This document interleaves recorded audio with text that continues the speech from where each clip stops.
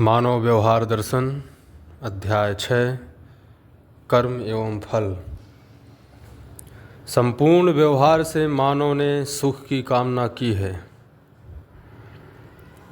सर्वमानव सुख, समाधान एवं सदुपयोगिता को सिद्ध कराने वाली व्यवस्था एवं व्यवहार का समर्थन तथा अनुसरण ही सुखी होने का एकमात्र विधि है। प्रत्येक कर्म में कर्ता, उद्देश्य, कारण, प्रभाव और फल निहित है। प्रत्येक कर्ता के द्वारा कर्म, कर्म के लिए कारण एवं उद्देश्य, कर्म से फल एवं प्रभाव, फल एवं प्रभाव से आवश्यकता का निर्धारण सिद्ध है। कर्ता, जिस कार्य में जितना विचार पक्ष का नियोजन है, वह विचार पक्ष ही उस कार्य के कर्ता पद को स्पष्ट करता है। कर्म विचार पक्ष के आकार का अनुकरण करने के लिए श्रम की कर्म संज्ञा है। कारण, प्रत्येक सूक्ष्म क्रिया अर्थात विचार के उद्गम के लिए प्रमुख स्पंदन ही समझदारी है। समझदारी का मूल स्पंदन सहस्तित्व ही है। क्रिया की पृष्ठभूमि विचार ही है। क्रिया की पृष्ठभूमि ही कारण है। यही संस्कार का प्रमाण है। प्रभाव, किसी फल परिणाम को प्रकट करने के लिए पाए जाने वाले स्पष्ट प्रेरणा अथवा स्फुरण की प्रभाव संज्ञा है। हर घटना और फल परिणाम प्रेरणा और स्फुरण से ही प्रकट होता है। क्रिया की प्रतिक्रिया की प्रभाव संज्ञा है। फल, क्रिया प्रतिक्रिया के अंतिम परिणाम की फल संज्ञा है। आवश्यकता, संपर्क एवं संबंध के निर्वाह हेतु एवं उपयोग के लिए जो प्रवृत्तियां हैं, उनकी आवश्यकता संज्ञा है। सभी योगों में उपयोग, सदुपयोग, प्रयोजन निहित है। कर्ता द्वारा कार्य का संपादन आवश्यकता की पूर्ति हेतु अथवा दायित्व कर्तव्य के पालन हेतु किया जाता है। संपूर्ण कृतियां ह्रास की ओर अथवा विकास की ओर ही हैं। कारण, क्रिया की पृष्ठभूमि स्फुरण अथवा प्रेरणा भेद से है, जो संस्कार का रूप है। प्रभाव सम, विषम तथा मध्यस्थ तीन ही प्रकार के हैं, जो क्रिया प्रतिक्रिया फल परिणाम के रूप में परिलक्षित होते हैं। फल के दो भेद हैं, पूर्ण फल और न्यून फल। प्रत्येक क्रिया किसी आवश्यकता की पूर्ति के लिए ही संपन्न की जाती है। क्रिया की प्रतिक्रिया के अंतिम परिणाम में आशय की पूर्ति होने पर पूर्ण फल तथा पूर्ति होने पर न्यून फल की संज्ञा है। साधक, साध्य तथा साधन समुच्चय की औचित्यता समन्वित होने पर पूर्ण फल होता है। मानव द्वारा मानवीयता के प्रति कर्तव्य बुद्धि को अपनाए बिना जागृति, जागृति के बिना समाधान, समृद्धि, समाधान समृद्धि के बिना मानवत्व, समत्व, मानवत्व, समत्व के बिना पूर्ण फल के बिना परंपरा में स्फुरना या प्रेरणा और स्फुरना या प्रेरणा के बिना कर्तव्य बुद्धि प्राप्त नहीं होती है। मानवीयता पूर्ण बुद्धि द्वारा निश्चित कर्तव्य के परिपालन से मानव सफल एवं सुखी हुआ है। कारण, चेष्टा को आशा, विचार, इच्छा व संकल्प पूर्वक कार्य चेष्टा में प्रवृत्त करने हेतु प्राप्त पृष्ठभूमि की कारण संज्ञा है। प्रभाव, वातावरण, अध्ययन एवं अभ्यास पूर्वक पूर्ण संस्कार ही प्रभाव है। फल, संस्कार का प्रभाव ही फल है। मानव में अध्यास से वंशानुसंगिक शरीर संरचना तथा योग की घटना है। चैतन्य पक्ष में संस्कार मन, वृत्ति, चित्त एवं बुद्धि जागृत होने के रूप में उपलब्धि है, जो मानवीयता और अतिमानवीयता के रूप में परिलक्षित होती है। यह जागृत परंपरा की देन है। अध्यास का तात्पर्य प्राणावस्था में कार्यरत प्राण कोशाओं में स्पष्ट रहता है। इसका स्वरूप प्राण सूत्रों में निहित रचना विधि है। सर्व शुभ हो। अध्याय 7 मानवीय व्यवहार। व्यवहार के लौकिक एवं पारलौकिक दो भेद हैं। लौकिक व्यवहार। भ्रमित मानवों में कार्य व्यवहार 4 विषयों में ग्रसित रहना पाया गया है। भ्रमित कार्य व्यवहार प्रवृत्ति ही लोक आसक्ति है। विषय चतुष्टय आहार, निद्रा, भय और मैथुन। जागृत मानव में ऐसा त्रय व्यवहार है। इसका तात्पर्य धरती पर व्यवस्था में भागीदारी, अनुभव मूलक विधि से जीना, आलोकित रहना, प्रकाशित रहने से है। ऐसा त्रय पुत्रेष्णा, वित्तेष्णा, लोकेष्णा। पारलौकिक व्यवहार अनुभव मूलक प्रमाण सहित जीना, ऐसा मुक्त व्यवहार। जो जिसको लक्ष्य मानता है वह उसको पाने के लिए प्रयासरत रहता है। मानवीय लक्ष्य समाधान, समृद्धि, अभय, सहस्तित्व ही है। लक्ष्य भेद से प्रयास, प्रयास भेद से प्रगति, प्रगति भेद से फल, फल भेद से प्रभाव, प्रभाव भेद से अनुभव, अनुभव भेद से प्रतिभाव, प्रतिभाव भेद से स्वभाव, स्वभाव भेद से यथार्थ, यथार्थता ही मानव लक्ष्य सहज परंपरा है। लक्ष्य जिसको पाना है वह लक्ष्य है। जागृति पूर्वक ही मानव लक्ष्य सुनिश्चित होता है।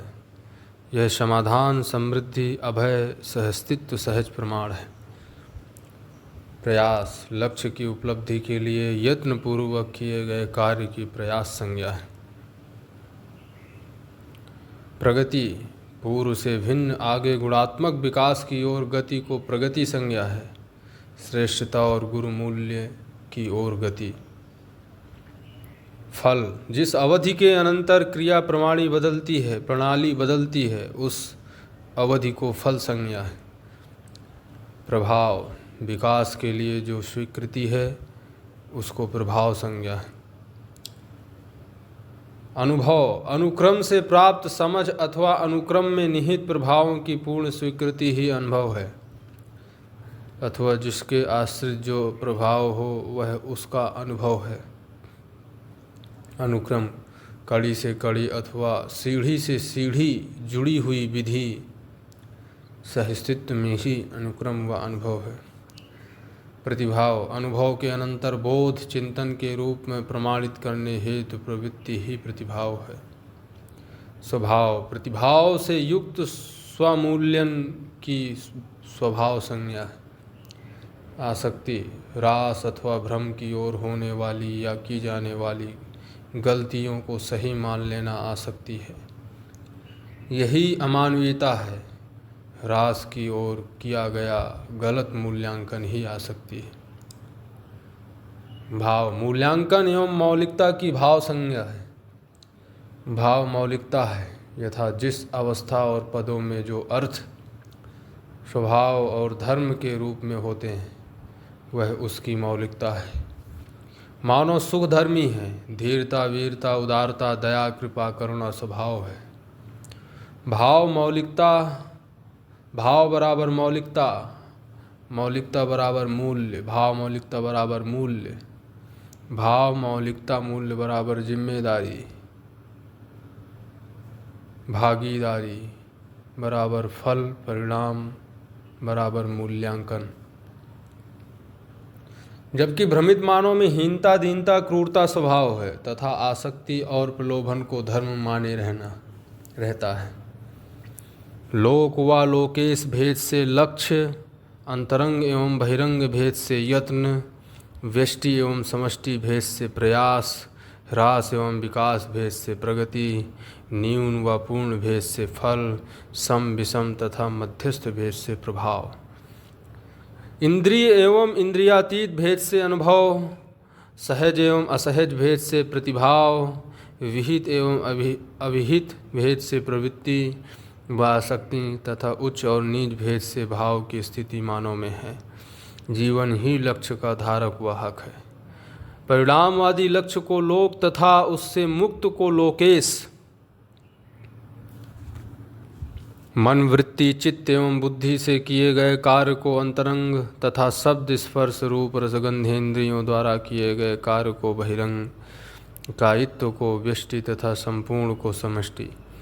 उन्नति की ओर ह्रास, उन्नति की ओर विकास, जिस प्राप्ति से वांछित आशय की पूर्ति हो उसे पूर्ण फल तथा अन्यथा में न्यून फल, उद्भव भाववादी प्रभाव को सम, विभववादी प्रभाव को मध्यस्थ तथा प्रलयवादी प्रभाव को विषम, शब्द स्पर्श रूप रस गंधेन्द्रियों द्वारा किए गए व्यवहार मात्र से प्राप्त जानकारी को इंद्रियानुभव तथा मन वृत्ति चित्त तथा बुद्धि द्वारा प्राप्त जानकारी को अतीन्द्रियानुभव व इंद्रियातीत अनुभव, यथार्थ की ओर जो प्रेरणा है उसे सहज प्रतिभाव तथा उसके विपरीत में असहज प्रतिभाव, न्याय धर्म तथा सत्य के प्रति जो निष्ठा है उसे विहित स्वीकृति तथा उसके विपरीत में अविहित आसक्ति, समाधानवादी भाव को उच्च भाव तथा समस्यावादी प्रवृत्ति को नीच भाव की संज्ञा है।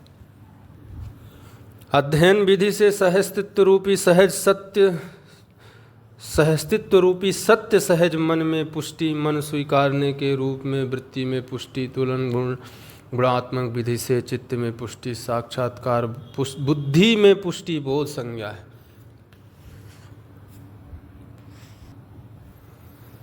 अज्ञान के मूल में अहंकार, अबोधता तथा ज्ञान के मूल में आत्मबोध तथा सहस्तित्व रूपी परम सत्य बोध को पाया गया है।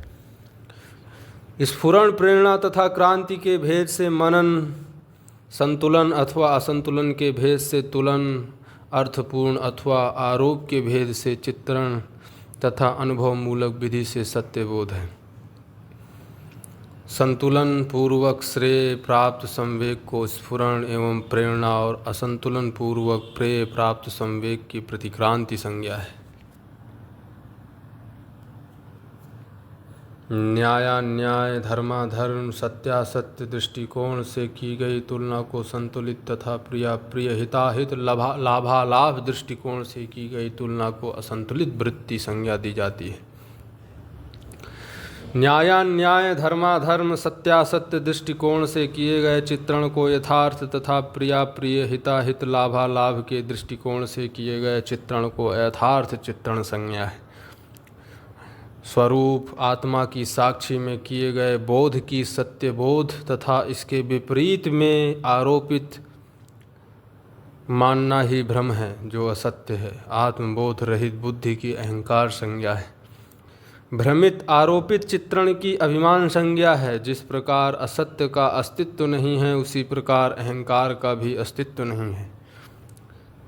कर्तव्य की ओर अग्रेसित संवेग को स्फुरण तथा प्रेरणा एवं व्यवस्था पूर्वक प्राप्त बौद्धिक प्रयास एवं शारीरिक चेष्टा को प्रतिक्रांति की संज्ञा है। श्रेष्ठता की ओर क्रांति और निष्ठता की ओर प्रतिक्रांति संज्ञा है।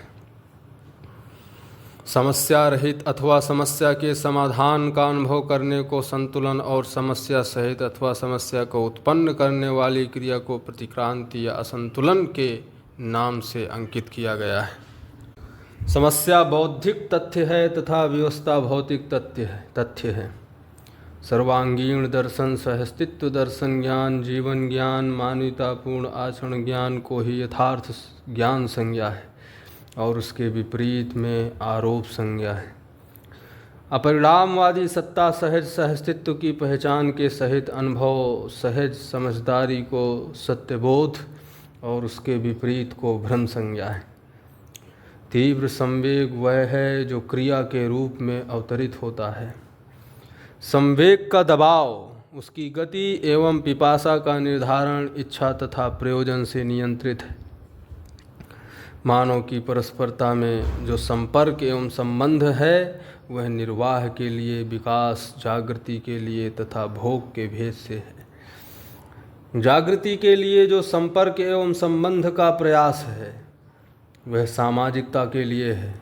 निर्वाह के लिए जो संपर्क एवं संबंध का प्रयास है वह कर्तव्य पालन करते हुए वर्तमान को संतुलित रखने के लिए और भोगेच्छा से जो संपर्क एवं संबंध का प्रयास है वह मात्र इंद्रिय लिप्सा एवं शोषण के कारण है, जिससे असंतुलन और समस्यावश पीड़ा होता है। जागृति के लिए किए गए व्यवहार को पुरुषार्थ, निर्वाह के लिए किए गए प्रयास को कर्तव्य तथा भोग के लिए किए गए व्यवहार को व्यवस्था के नाम से जाना गया है। कर्तव्य व आवश्यकता का भाव मानव में है। कर्तव्य संबंधों की पहचान सहित निर्वाह क्रिया, जिससे निष्ठा का बोध होता है। दायित्व संबंधों की पहचान सहित मूल्यों का निर्वाह सहित मूल्यांकन क्रिया, जिससे तृप्ति का बोध होता है। कर्तव्य की पूर्ति है, भोग रूपी आवश्यकता की पूर्ति नहीं है। कर्तव्य की पूर्ति इसलिए संभव है कि वह निश्चित व सीमित है। भोग रूपी आवश्यकताओं सुविधा संग्रह की पूर्ति इसलिए संभव नहीं है कि वह अनिश्चित एवं असीमित है। यही कारण है कि कर्तव्यवादी प्रगति शांति की ओर तथा भोगवादी प्रवृत्ति अशांति की ओर उन्मुख है। समस्त कर्तव्य संबंध एवं संपर्क की सीमा तक ही है। संवेग से ही चयन क्रिया है। जो संग्रहवादी, पोषणवादी, दोहनवादी, त्यागवादी या शोषणवादी है, ये समस्त क्रियाएं आशा की प्रक्रिया में हैं। कर्तव्य की पूर्ति के लिए बिना मानव का जीवन सफल नहीं है। कर्तव्य की पूर्ति के बिना मानव का जीवन सफल नहीं है।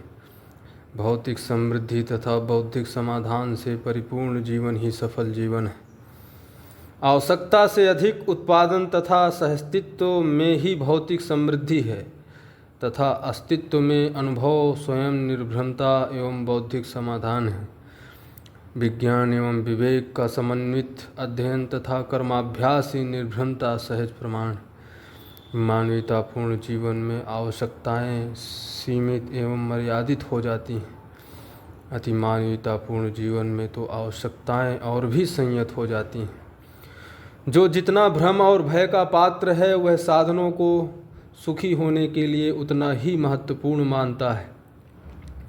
जैसे भय त्रस्त मानव आयुध एवं आश्रय पर, लोभ त्रस्त मानव संग्रह पर, द्वेष त्रस्त मानव नाश पर, अज्ञानी दूसरों को दोष देने पर, अभिमान त्रस्त दूसरों की उपेक्षा एवं घृणा करने पर ही सुखी होने का प्रयास करता है, जबकि स्वपात्रता ही सुखी एवं दुखी होने का कारण है। वातावरण एवं अध्ययन सुपात्र अथवा कुपात्र बनाने में सहायक है। मानवीयतापूर्ण व्यवहार, उत्पादन, अध्ययन, कार्य व नीतियों में पारंगत होने पर ही मानव सुखी होता है। सर्व शुभ हो।